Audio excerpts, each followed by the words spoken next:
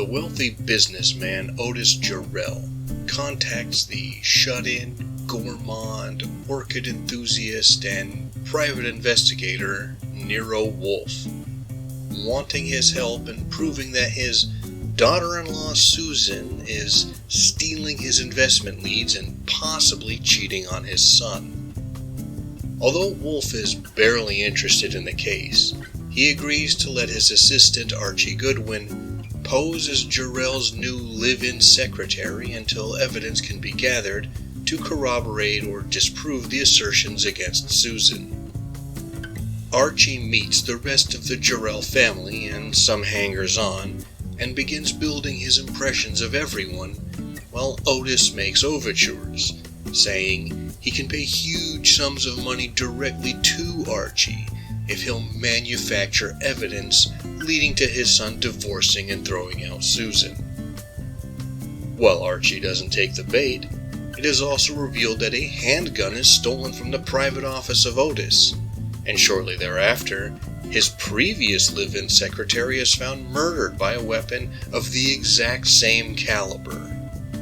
With police crowding the investigation and their reputations on the line, Wolfe and Archie have to extend themselves to solve the case or risk being drawn even deeper into the lethal eccentricities of the Jarrell family.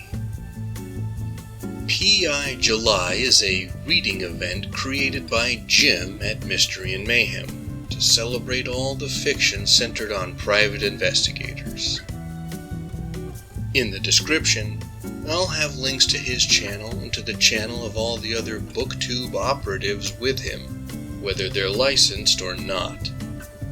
You can take a moment to like, comment, share, and subscribe to the channel of another YouTube creator you enjoy, like the Gumshoes doing P.I. July, or the algorithm will throw you into the Hudson River.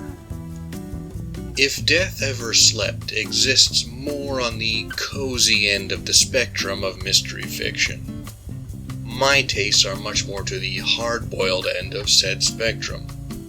Nonetheless, I had a fun enough time with this Nero Wolfe novel.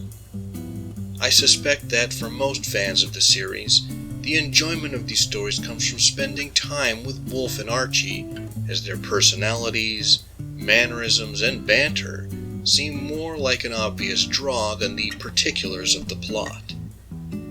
They are both interesting characters, and you can get a lot of mileage out of them without a complicated central plot line. Ultimately, I appreciate the novel and its characters more than I actually enjoy it. The book is solidly done, so if you want a PI novel that simply works on all levels, this'll do it. And I really like the title. As I said before, however, my personal tastes run more toward the darkness and danger of hard-boiled and noir mysteries like those by Raymond Chandler and Ross MacDonald, which I'm sure you've noticed if you watched some of my previous mystery reviews. There really isn't much wrong with If Death Ever Slept. It just isn't to my tastes, and that's okay too. If I have one complaint, it's that Wolfe is pretty inactive in this story, even for someone who essentially refuses to leave his brownstone. I expect Archie to do most of the legwork, but a lot of the investigation and evidence gathering is also done by other private investigators and the police. I think this novel, and much of the Nero Wolfe series, will appeal to fans of Sherlock Holmes, who is probably his closest literary analog. I also think fans of Nick and Nora Charles from Dashiell Hammett's The Thin Man will also enjoy time with Wolfe and Archie for similar reasons. But what do you, the audience at home, think? Are you familiar with If Death Ever Slept or the rest of the Nero Wolfe series?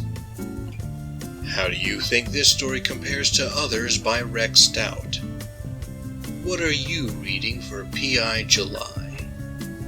feel free to share your thoughts in the comments.